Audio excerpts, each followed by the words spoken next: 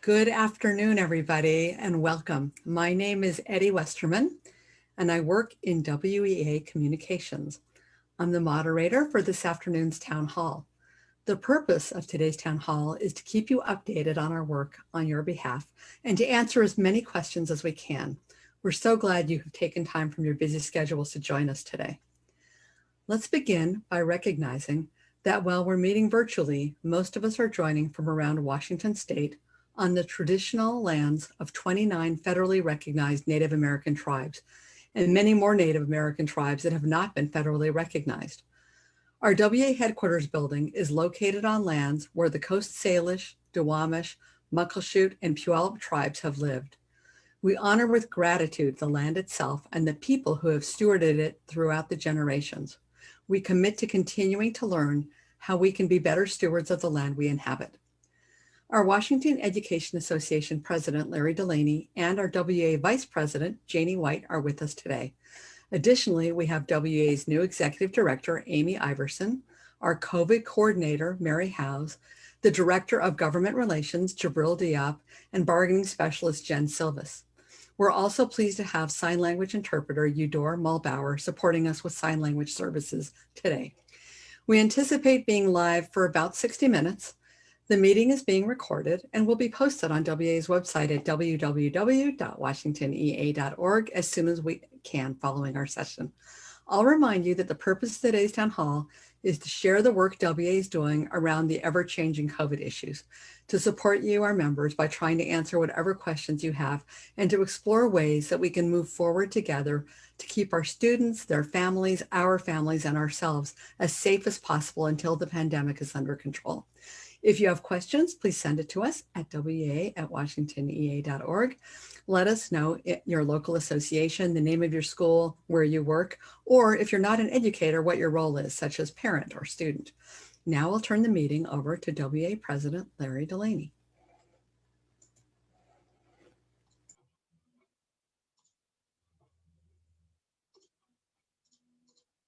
Thank you, Eddie, for that. Um, Thank you, everyone, for being here today and joining us. These are certainly challenging times that we're all living and working in, and the work that you're doing has never been more challenging. So thank you for everything that you're doing for our students through these last 10 months. We know that many of you are still working remotely. Some of you are working in a hybrid format, and some of you are working in person. And as we look back at our experiences over the last 10 months and look forward to what the future may hold, we want to ensure that WEA is hearing your concerns. Now, I recognize that this work is exhausting.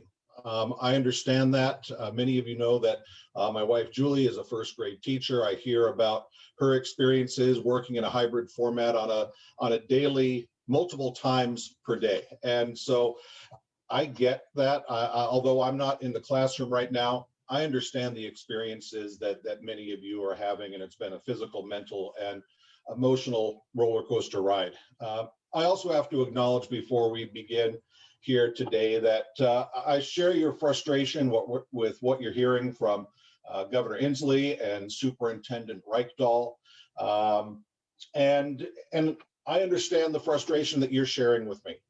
And so I just want to make sure that I put that in the room. I wish today that we had all of the solutions to the issues that are impacting you in your work and in your with your families and in your communities. I can't promise that we're going to be able to do that here today, but what I can share is that we'll be open and honest about where we are and what we're doing as an organization.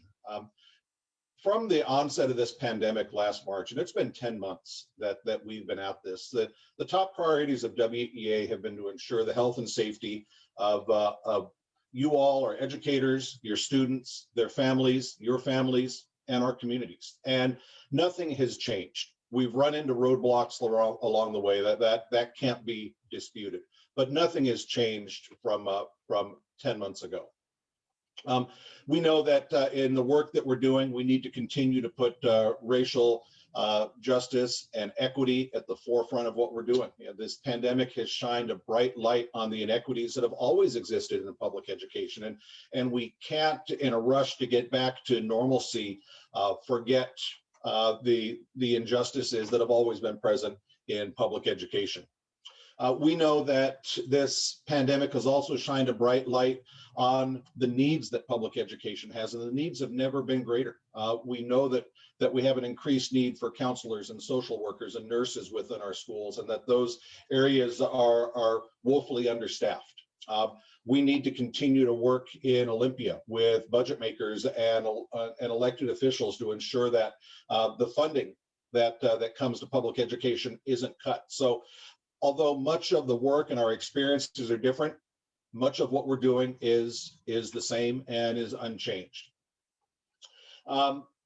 As we take a look at the opportunity gaps that exist in public education, I ask that as you take a look at your experiences, and whether you're working remotely, you're working in person, or you're a combination in a hybrid, really have a critical eye and use that equity lens to be able to assess what's going right and what's going wrong for those who have the greatest needs.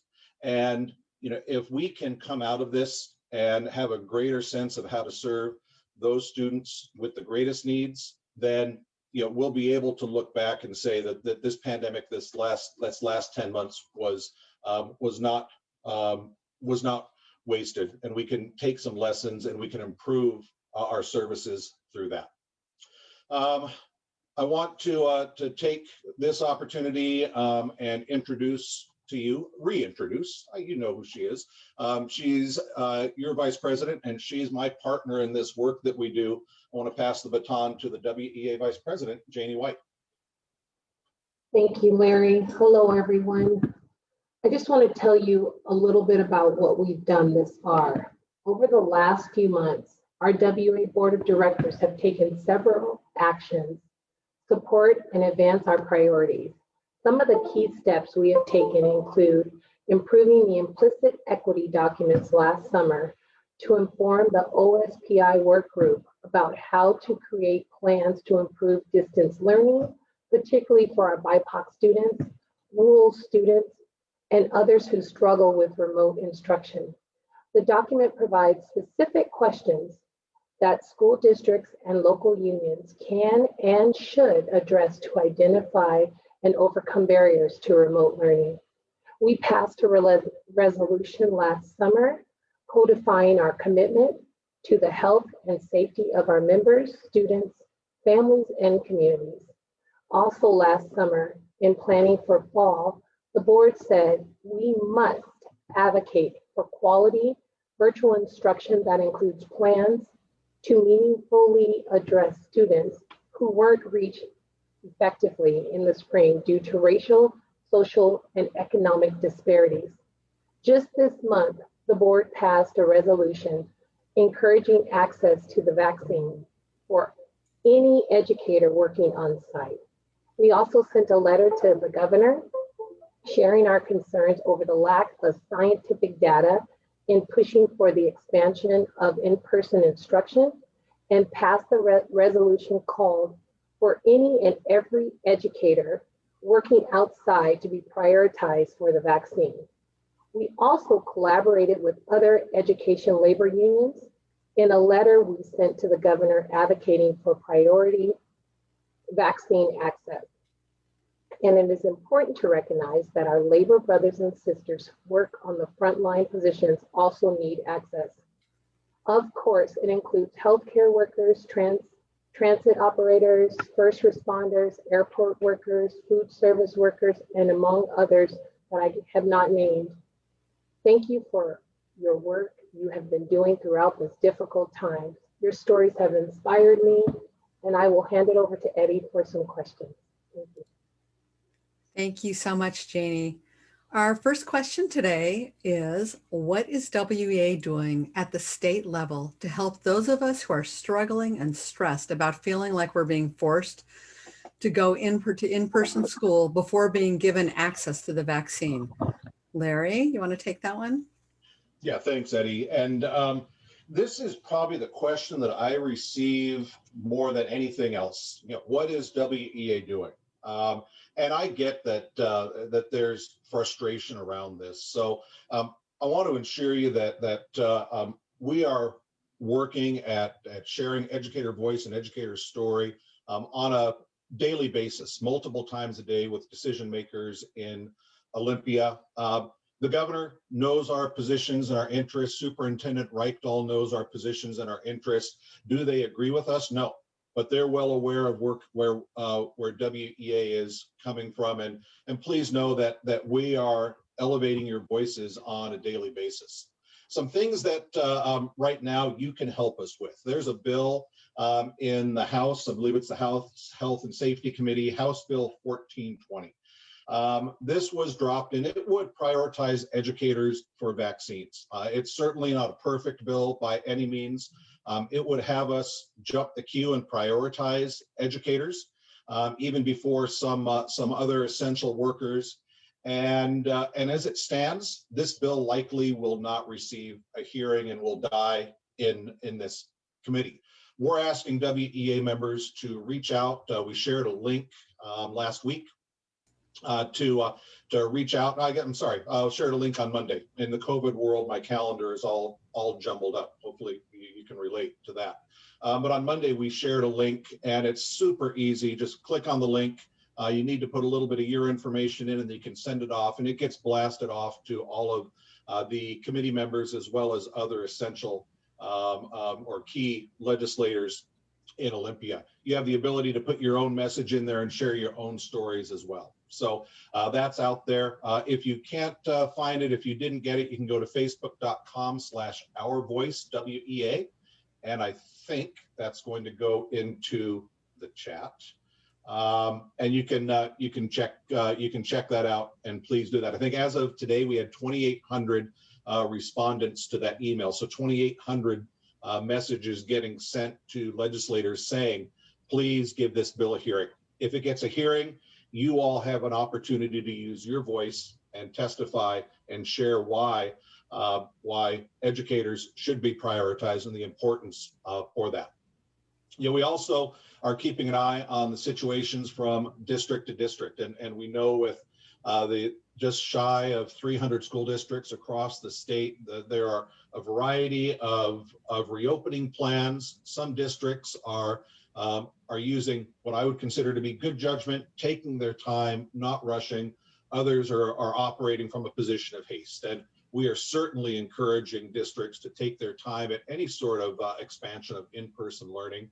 Now, if that situation breaks down, if locals are deciding to take some sort of an action, then WEA is there to support those locals. And we've had a few situations across the state already where WEA has been there to support locals who have organized around a return to school plans.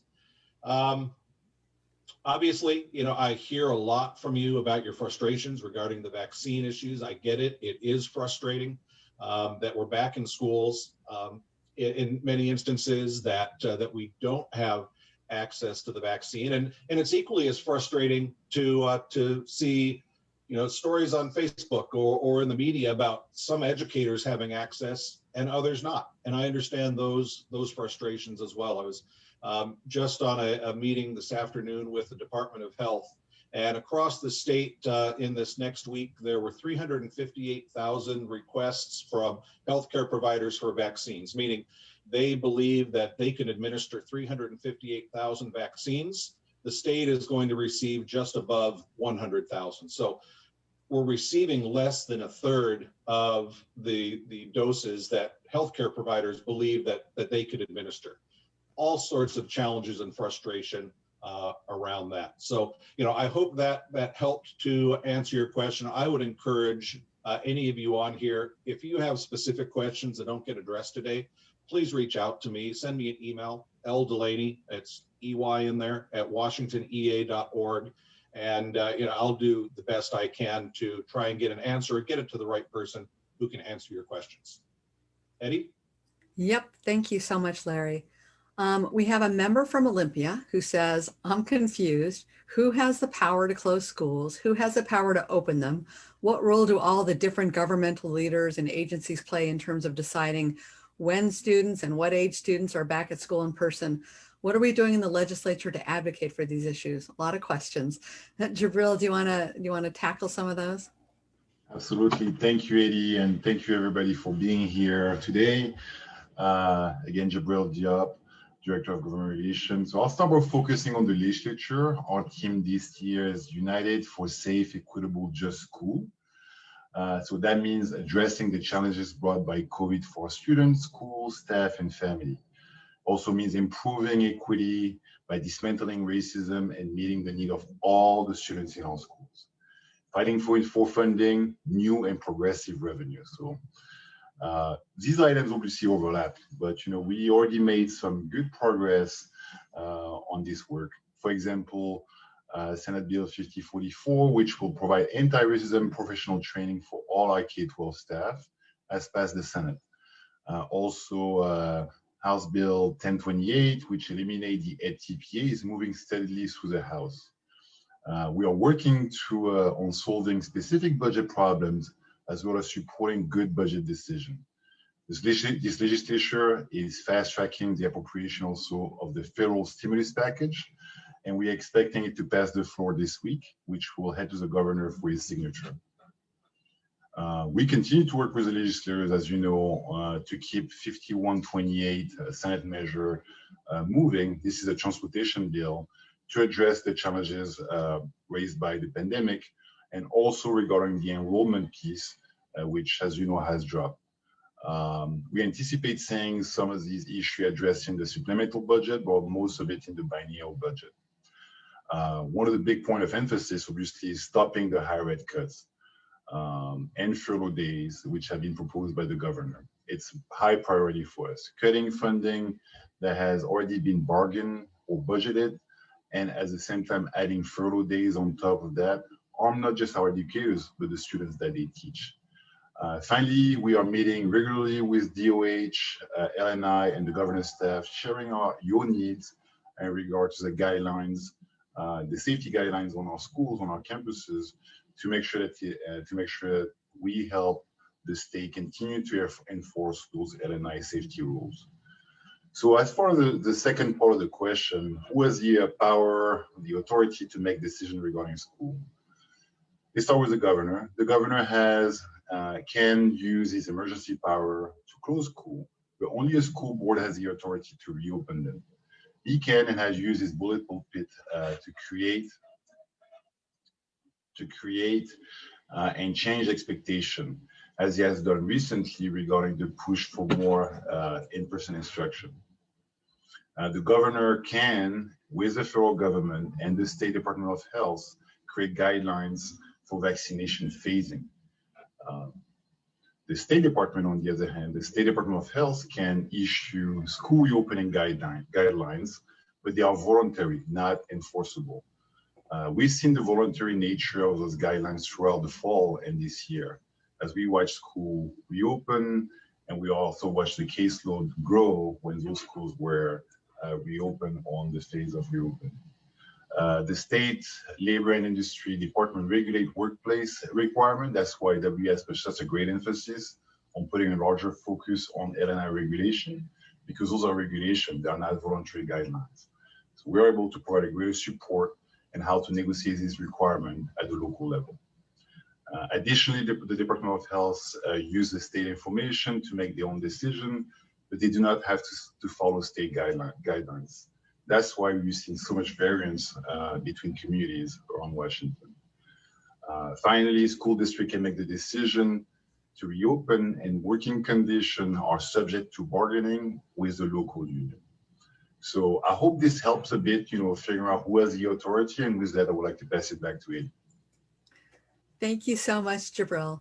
I want to remind people that if they have a question, they can send it to wea@washingtonea.org, and we'll work to get those questions in queue. Please remember to let us know your local, your school, or the district where you work, or if you are sending us a question in a different role. Okay, on to our next question. I am a person with a high-risk condition. I worry about the new variants and the high case numbers. I don't feel safe returning to school, even though my district is reopening. I feel like I have no choice but to take unpaid leave until I'm fully vaccinated. This is so disheartening. Do I have any options? Mary, do you want to take that one? Yeah, thanks. First of all, you're not alone in this. We have many school employees who have high risk conditions or are vulnerable for a variety of reasons. And you do have options, but they're options that we really are trying to bargain at the local level. So I would say first and foremost, if you haven't already, make sure that you're contacting local leadership in your union to see what they might be able to help you with, because it is possible to get some accommodations. You might be able to get an alternative assignment, for example, or some higher level of protective equipment. So it really depends on your situation. And so it's hard to answer broadly, but there are options. And in some cases, we've been able to negotiate additional leave provisions for employees that are paid. And then there's also the possibility of pandemic unemployment. And if you are at a high risk for health conditions, that is a qualifying condition to get pandemic unemployment. So I would encourage you, if you haven't already, to please reach out to local leadership, and someone there or someone on our staff can try to help you work through your options.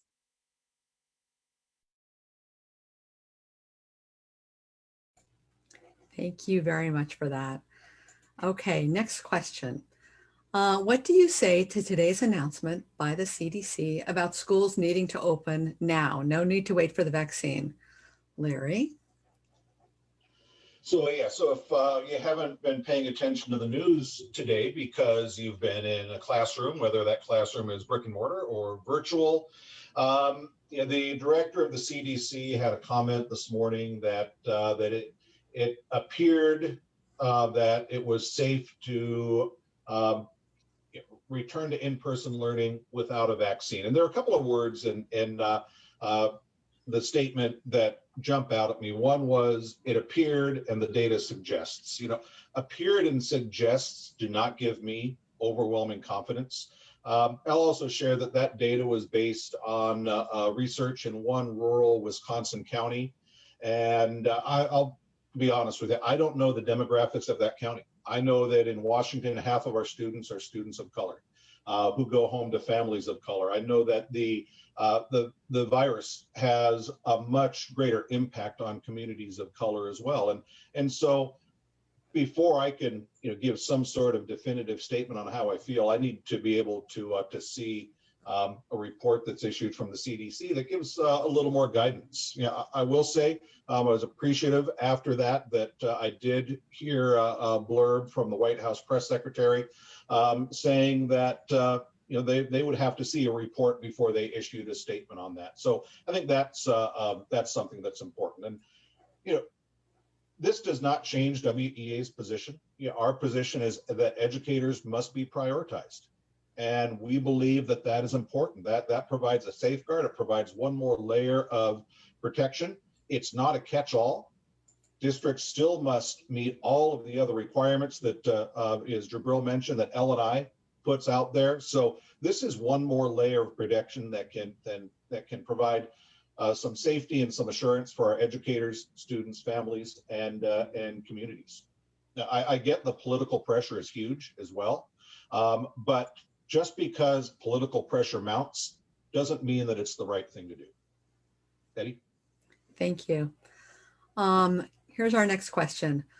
What has our organization done to guarantee BIPOC and other vulnerable members won't get sick? I start in 2 weeks. How have you protected me or my child whom are at high risk? I don't know who to give this to, Larry or Mary. And I can jump in with that one, Eddie. And I wish I had a good answer for that. I mean, really, I wish I do. I wish I could say that, don't worry, we can guarantee that your safety, your child's safety, and the safety of your family. The reality is we can't. And I'm sorry. I wish that we could, but we can't. And I don't mean to be blunt, but I also don't want to say don't worry, it'll be okay. There's a lot of unknown. And as I mentioned, we know that this virus impacts communities of color and our BIPOC members and their families at a far greater rate than it impacts my family. And that, I'm going to say it here, that sucks. But just know that these are conversations that we continue to have and to elevate this with decision makers who sometimes, frankly, make their decisions based more upon people who look more like me than look like you. And I'm sorry that wasn't maybe a very good answer to your question, but just know that we continue to elevate the voices of BIPOC members in all of our conversations that we have. Thank you. I think you answered this a little bit, but I'm going to ask it because it just came in. Has there been any progress in advocating for vaccines immediately for people who have been teaching in person since the fall? I guess that's me again, Eddie. So, I'll tell you, the governor is dug into his position. He believes that the way to prevent the greatest number of deaths is by vaccinating the older segment of the population. He feels very strongly, he's doubled down on that, he's tripled down on that. Now, our response to that is then, well, you can't on the one hand say that you're going to double and triple down on vaccinating the older segment of the population, and then at the same time say we need to reopen schools, and oh, by the way, educators, we'll get to you down the road. That's the conversation we've been having and trying to get an explanation on that line of thinking. And frankly, we have not received a very satisfactory explanation at all. But please know that every opportunity we have to have a conversation with the governor or with any of his staff, we are reiterating that point. You can't have it both ways. Okay. Next question. Can districts mandate vaccinations for teachers? I have friends who don't want the vaccine and they're afraid they're going to lose their jobs. Mary, do you want to take that one, or Jan? I'm actually jumping for it, Eddie. It's Thank Amy. Thank you. Yes. Mandatory vaccines, first of all, we don't have any indication that that vaccines will be mandated by the federal government or state government at this time. The EEOC has a bunch of restrictions on what medical requirements employers can put in place, and vaccines fall in that category. And typically, an employer can't require that except for in certain job categories. But during a pandemic, things are different. And the EEOC has said that it would be okay for employers to mandate vaccines for their employees. But the important thing to note is that is a mandatory subject of bargaining. That's a change in the terms and conditions of employment. So to the extent that your local school districts are discussing mandatory vaccines, that's something that needs to be bargained with your local association. So I would urge you to reach out to your local association and find out what the status is at this point. I am not I'm not aware of specific areas where that has actually occurred, but you really should check in with your local to be sure. All right, Eddie. Okay, thank you, Amy. Sorry, I didn't see that you were going to take that one. Reminding people if they have a question to send it to wea@washingtonea.org. Next question is, what specific actions by locals is WEA willing to support? What action should we be taking now that all of our emails, calls, and letters have been proven ineffective? Specifically, should we be picketing, working to rule, conducting stakeouts, etc.? Mary, do you want to grab that one? Sure. So, WA has and probably always will support local actions. I wish I could tell you that there was one action that if you did this, you would get the result that you want. Unfortunately, that's not true. I think really what's critical is that as we are bargaining local agreements and bargaining, what's it going to take for the return to in-person learning or an expansion of in-person learning, or even just what we're doing right now. The key thing is as a local, for you to talk to each other and see what where are your members at? Where are your colleagues at? What are they willing to do? And when we kind of talk to each other and figure out what it is we want to unite around, then the next step is to figure out what action people are willing to take in support of that. And really the most effective thing you can do is communicate with each other about what it is you want to achieve, and then making a plan for the action that fits that. So the action itself doesn't mean much unless people are united around it. So it involves a lot of talking to each other, supporting each other, and we can help you with that as well. So in places that are struggling, one of the first things we do is try to get out there and make a plan for how we're going to communicate with each other, especially in this time of COVID, and unite around common issues, and then plan what action we can do to demonstrate our resolve. So again, there's no magic action, but if you are in a difficult bargain, we have resources to help you figure out how to unite together and really get your voices heard. And if I could just jump in on top of that, I would say, that House Bill 1420 that would prioritize educators, that's going to be a tough rock to push up the hill. But certainly, if you haven't done so already, reach out. And it's not just WEA members. Send this out to your friends, family members. Have them reach out to legislators as well, and ask them to give this bill a hearing.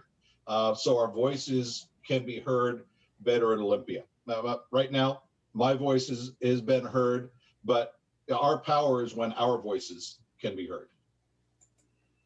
Thank you. Next question. Why aren't we fighting to keep schools closed until we get funding for regular testing as well as vaccines? If Chicago teachers can refuse to return, why can't we? I can start on that, and then maybe some other people can jump in, because I've received that question a lot as well. And keep in mind, Chicago's teachers union is a single local. It's a big one, but it's a single local. And people, our members, educators have reached out to me and have said, we need a statewide strike. Well, I don't agree, or I don't disagree with that. But what a statewide strike means is essentially that 400 or thereabouts locals have to take separate votes. So, the challenge with that is we've got locals where educators say, we're back in person and we like that.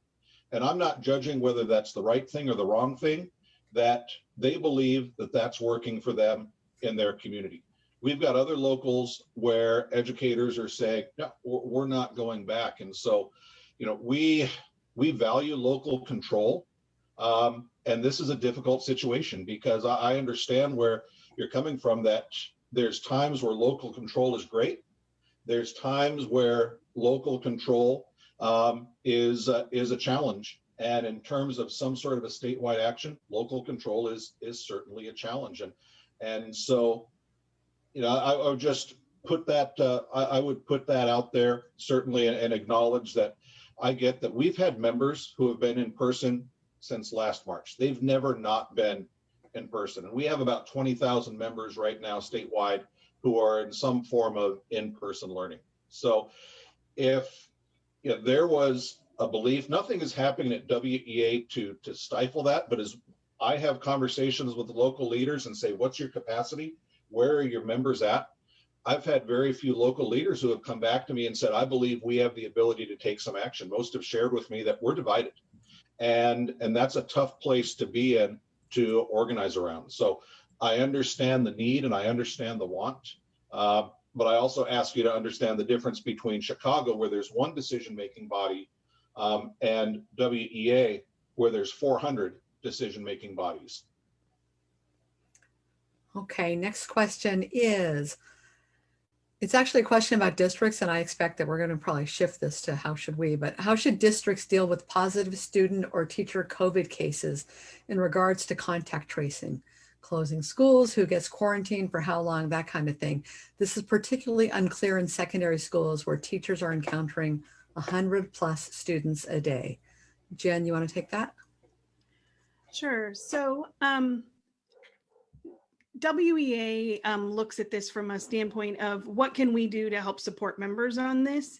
And so we would argue and work with our local leaders to bargain clear contact tracing protocols in their return to work agreements. And part of that is the Department of Health has established some clear standards for what needs to happen. In high schools, where you might have someone who has multiple contacts with someone, if the district has not established clear cohorting, then they may have to actually close a greater number of classes in order to establish that anyone who had come in close contact with that student or that person, wherever the point of case was, to be able to quarantine those.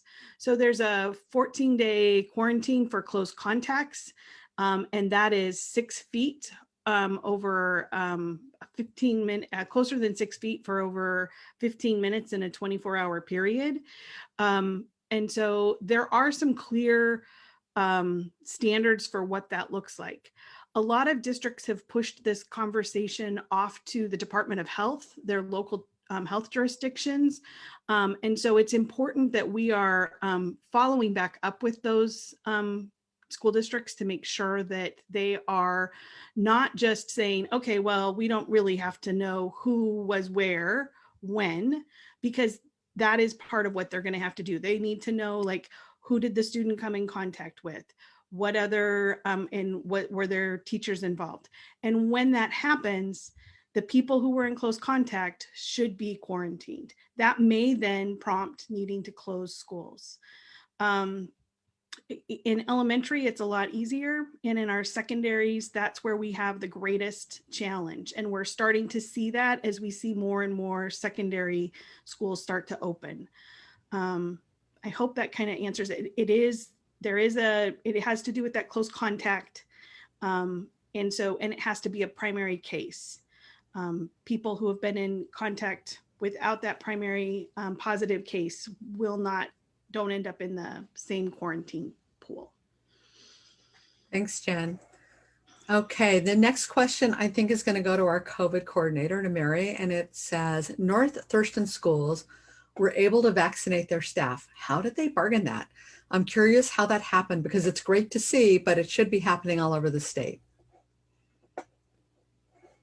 Yeah, so that was a kind of what happened in North Thurston. So let me give you a little bit of the story there. It's actually a good example of how we work with our labor partners at PSC and 925 and UFCW. But we learned through PSC actually that Safeway locally in North Thurston had a surplus of vaccines that they needed to get into bodies or they would expire.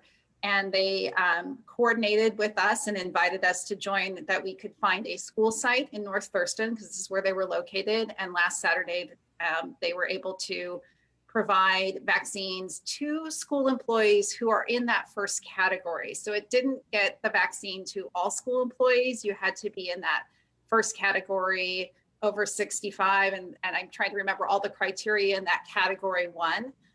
But this district did make that available to any school employees who were eligible for that. We had the same thing happen in Wenatchee, and we continue to work with our labor partners that if we hear about others, we're going to make sure that all school employees, regardless of which union they belong to, if they're eligible, that they hear about it and can get it. But it's very limited, and it's dependent on like having a surplus of supply in that area. So it wasn't something we bargained. It wasn't something where the school district obtained vaccines. It was Safeway had extras. They reached out to us, and actually they reached out to PSC, and PSC included us in that effort. So I hope that answers the question, and we will continue when we hear about those opportunities to share them with the members in that area.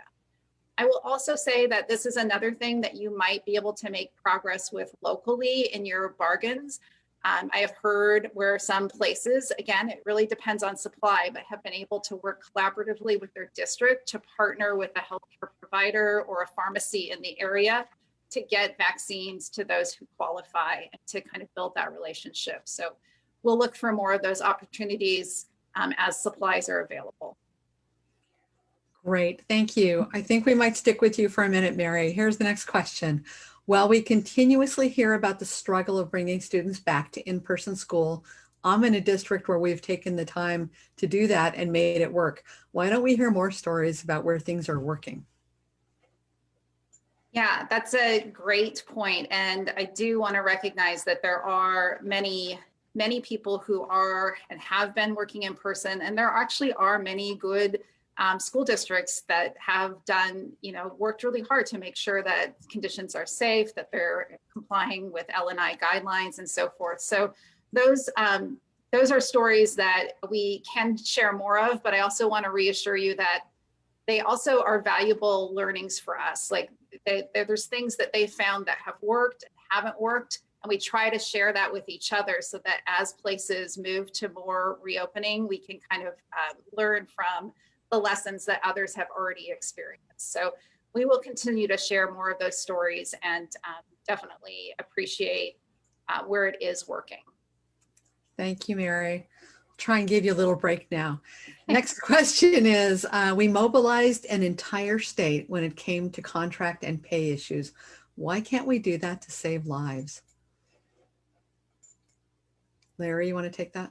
I can jump in, and if someone has anything else to add, please feel free. No, I hear you on that. The difference there is, we essentially had 99% buy-in from our members that the gains that were won through the McCleary lawsuit and the money that the state had eventually allocated for salaries was due to us. And I think back to it was at the summer of 2018, I think it was, when across the state locals were bargaining. Yeah, you're right. We were united across the state that was the right thing to do. The question was, do you feel you deserve a greater wage, for some a living wage? The answer from everyone I spoke to is yes. We asked the question now, do you believe that schools should be closed to in-person learning? We don't have that same 99% buy-in. We don't have in most of the state 65% buy-in. We truly are split across the state, and nearly every local leader that I've talked to has acknowledged that same split in their membership around this issue. I see on a regular basis that we have members that are posting on Facebook, hey, we're opening tomorrow to in-person learning. I can't wait to be back. And that belief is real. And I don't want to minimize the joy that our members have when they're returning to in-person learning, but there are certainly health and safety issues. And as long as we have this divide within our membership, it is difficult and challenging to organize around that. I think that for those locals that have attempted to do some organizing in their own communities, they've found that it's a challenge to organize within their own communities for those issues. So, I hear the frustration, I get the frustration, but it's certainly, we don't have the same buy-in across the state around this issue that we did with McCleary bargaining. Okay, thank you, Larry.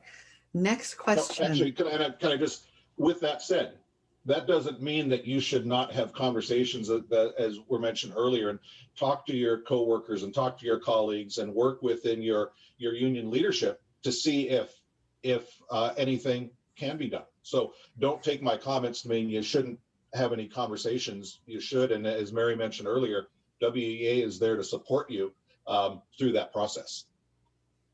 Thanks. Next question is, can public schools require weekly testing of students and staff? Amy? Yes, thanks, Eddie. Yes, weekly testing along with those health attestations that need to be signed, checking of temperatures, those safety protocols can be imposed. But again, those are matters that should also be bargained with the employer, because they have an impact on work hours. They have an impact on, what happens if you test positive? What are the implications going to be of that?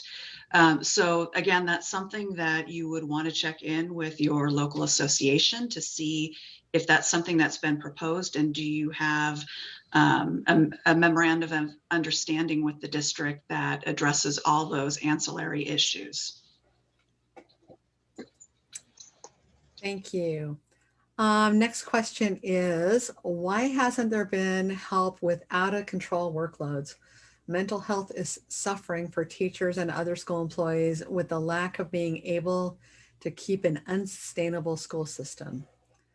I'm not sure who wants to tackle that one. Well, I think we all would like to tackle and solve that one. I don't know that I have a great answer, except for that definitely it is something that we recognize. I think workload has been, it was an issue before the pandemic, and it really has been exacerbated by the pandemic, and really what people are being asked to do. I think the public sometimes thinks that somehow educators are doing less when in fact they're doing more. And it's so challenging and draining and really heart-wrenching, because we also care a lot about our students and trying to provide the best for them in an environment that isn't really ideal. So again, I think we recognize it. I wish there was a quick fix. I believe that locally we may be able to bargain some things that address it. I mean, certainly when we're talking about work hours and workload and time to plan, all of those things are things that we can address at the local level. So again, I would encourage you that if you are suffering and you feel like this is something that is not getting addressed, that you should reach out to your local. This is something that we do want to try to address, but it is a local level. And at the same time, I just really think it's important that we care for each other and show concern for what's happening. This is incredibly difficult and isolating, and people are scared, but we also just need each other. So please, even if you're doing okay, I would encourage you to check in with your colleagues. So this is really tough. And that's not a very satisfying answer, but I just do want to acknowledge that. I don't know if anyone else has anything to offer around that.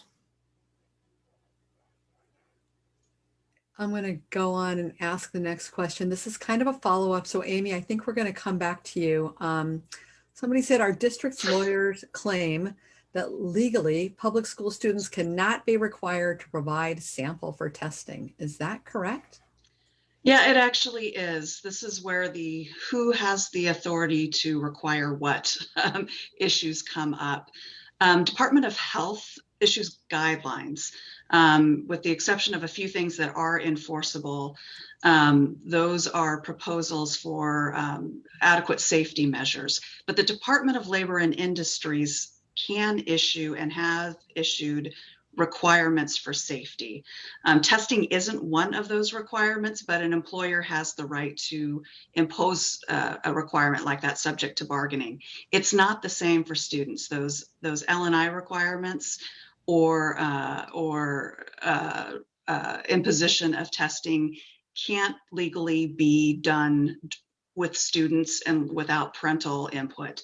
So it does leave a loophole where this has worked. There has been agreement, and parents and staff and district administration have agreed to take part in this in order to protect the safety of everyone. So it can be done, but it needs to be done in cooperation. Thank you, Amy. Next question is this. Classrooms are being set up to accommodate more students than can be separated by 6 feet. What protective measures should we have in place for a classroom that may have 15 plus students with lack of social distancing? Jen, do you want to take that one? Yeah, so this again goes back to Amy's point a little bit, in that L&I is where we get our strength of guidance on this. And in the L&I guidance on page 5, so if you go to the OSPI website, you can pull up the guidance documents from from L&I. And on page 5, it talks about limiting capacity in indoor spaces to ensure 6 feet of distance can be kept between all staff, students, and others. The problem is that's number 2. And then number 3, it goes on to say, when it's feasible, people have the space to be able to separate. The problem with that is people move, we're not static.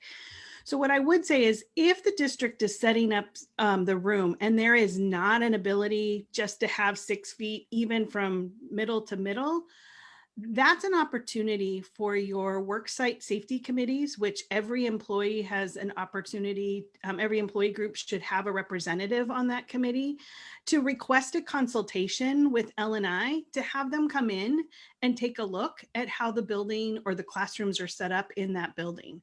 And so that would be one of my suggestions, to work with your lead person, whoever that person is. I think sometimes we've had these worksite safety committees and people, it's always been whoever was the last one to raise their hand was who ended up on the committee. These are important committees right now because they're the ones who have the ability to bring up these concerns. And so if it's the classroom itself is being set up and 6 feet is not even being considered, I would highly recommend bringing that forward. L&I takes those types of issues very seriously. It's considered a high level offense. That lack of masking and lack of social distancing are 2 things that they get on top of right away. So I would, if you have a district where that is not happening, make sure that you reach out and that you work with your union reps to be able to figure out how to file those complaints and or request that consultation. I will say that oftentimes we can get faster responses using the consulting process. So where we have those worksite safety committees, reaching out and having them request that consultation would be important. And if you are having difficulty getting that into your, getting them to come and respond, letting us know. We do have some connections that sometimes we can be able to help follow up to improve that response. Thank you, Jen. Larry, I think this one's for you. What's the conversation about SBA being canceled again?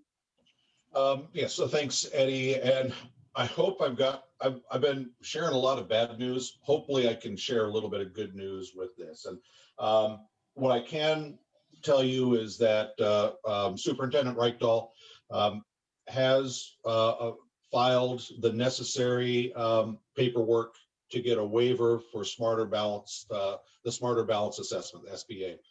And I recognize that that has to go to, actually, let me step back. That has to go to the Department of Ed. There is going to be a new Secretary of Education who, you know, the indications are that right now those waivers will be granted, but that hasn't happened yet. So I'm cautiously optimistic that the Smarter Balance Assessment, we will receive a waiver again this year. Now, I'll also put out there that, you know, there's a lot of assessments that take place, and many of those are required by districts. And I would encourage you all to work with your local districts, and, you know, as much as you can, to work with your local leadership. And, you know, this is not the time to waste time on assessments. Well, no time is the time to waste time on assessments, but certainly where instructional time is so limited, to waste time on assessments. My hope is that districts recognize that, but, you know, we've got 280 some odd districts. Some do and some don't. But fingers crossed about the Smarter Balance. Hopefully we'll have some more good news on that down the road in a couple of weeks. Thank you. Okay, the next question is, I think maybe for Jen. How do I report if I know that my district isn't meeting L&I requirements, and how do I even find out what those requirements are? So this kind of goes to, and I'm glad you came back to me, because the other part I wanted to say about the social distancing is that even when they can't social distance, they still have to provide additional PPE. And so when we look at what are the requirements, those are outlined in a document that is called Employer Considerations for School Reopening, or school requirements for school scenarios, or something like that. It can be found on our website. It can also be found on, it's linked on the OSPI website. It gets updated every once in a while. It was just updated on the 28th. But the main thing that is included in those are social distancing and masking, frequent and adequate hand washing, routine and additional cleaning and sanitizing, so above what we would have normally had pre-COVID, clear procedures for sick workers. What do you do when people are sick? How do you isolate them? How do you make sure they get leave? How do you do all of those things? And training for employees on all things COVID related. Symptoms, how do you deal with different problems? All of those are things that L&I say have to be done, and they have to be done consistently. And they even define what that looks like. We have taken and created from that document a one-pager. It's a front back one-pager that we've been using with our building safety leads in different locals. And we have it on the website. If you search on the website, worksite safety checklist, you can find it. And that checklist has all of the things that are part of that. And you can go through that either as the lead or on as an individual and find the things that are happening or not happening. And if they are not happening, you can, there's a link on there to the L&I complaint form, and you can either file that as a group of individuals through your union, or you can file it as an individual. And so that is available for you as a way to be able to address those concerns. L&I will investigate every complaint. It is not always as timely as we would like. And their investigation usually begins with a conversation with the district. So I do suggest that if you are seeing grave concerns about safety, that you work with your local. And again, when you file that complaint, if you include your local in that conversation, then when there are questions, we might be able to loop back, help provide additional support and resources to L&I that they might have missed in their initial screening of the situation. So I hope that kind of answers that. There's a process, the checklist will help you with that, and then be able to give you that guidance. Okay, thank you very much. I think that's all the time we have today for questions, so I will turn it over to Larry. Thanks, Eddie. Appreciate that, and everyone else here on the call. Thanks for taking the time today to be with us. I do want to highlight a couple of things, because I recognize that this was not necessarily a bright and cheery and uplifting hour, and I didn't expect it to be. But I think it's important for you all to know where we are, the challenges that we face, the challenges that, and recognize the challenges that you all face as well. And if we're only going to come together to share, the bright, cheery news when it happens, I don't know that that's serving you all. So, understand that I believe this was an important hour to be able to share this, and we'll continue these every so often as we go through the spring. I do want to elevate a couple of things that have happened that you may or may not be aware of, some actions that the WEA board took to support both of our members and our communities. We were fortunate to be able to support our members. We had last spring and last fall had an opportunity to provide some financial relief to our members who were either furloughed or had hours severely cut because of the pandemic. Many of these were our ESP members. Some of them were higher ed members of WEA as well. And so I'm proud of that fact that we could provide some financial assistance to those members in their greatest times of need. We've also been able to create a fund to provide assistance to organizations within your communities who are working to support community members who have been impacted by COVID. And your council presidents are a part of this conversation. We've got I believe we have $300,000 statewide that is shared out. And again, this is to provide assistance to community organizations who are working to provide COVID relief within your communities. So I wanted to make sure that I elevated that before we left here today. And just leave you once again with thanks. Thank you all, regardless of your role, regardless of where you find yourself right now in this pandemic, whether you're working in person, via distance, or a hybrid model. I understand the struggles, I understand the challenges, and I wish I had the WEA magic wand that could just make this pandemic go away and right every wrong that's out there. I don't have that. And I think that that you're aware of that, but do know that on a daily basis, I continue to work for you. And if there's questions that you have, please don't hesitate to reach out, excuse me, directly to me. Again, I can't promise you that I'll have the answer, but I will tell you that I'll give you a response. And even if the response is, I'm sorry, I will give that to you. I want to go next to Janie White. Who is coming? We're going to get the Zoom eventually. Thank you, Larry.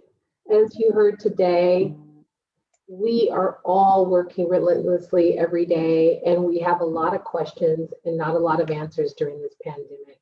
We're trying. I know it's been very hard for many of us, especially myself, not to see or spend quality time with each other. If we're working in the buildings, we're trying to keep our distance. If we're working remotely, we see our students on the screen maybe, or if we see each other, we're usually in a meeting. What I want you to do is to really try to spend some time connecting with your friends, connecting with your colleagues, give them a call, leave them a message. Try really hard to, if you don't get a chance to talk to them or leave them a message, text them, give them some type of positive affirmations, and just check in with them and tell them thank you. Thank you. We appreciate you from your work.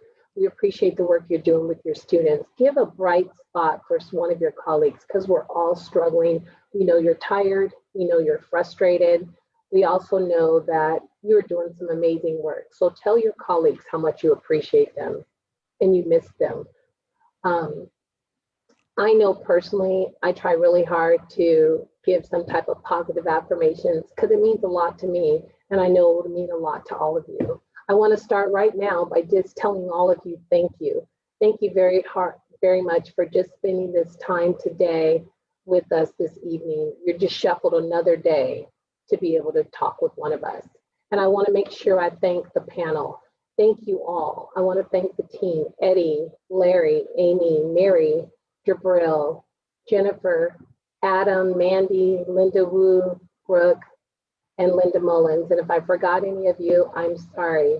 I just want to make sure that I remind all of you that this has been recorded and it will be posted on the website for around today or later on this week. Have a good night. Please stay safe. And remember, we are in this together. We are not alone. Good night. Thanks, everybody. We will sign off for now.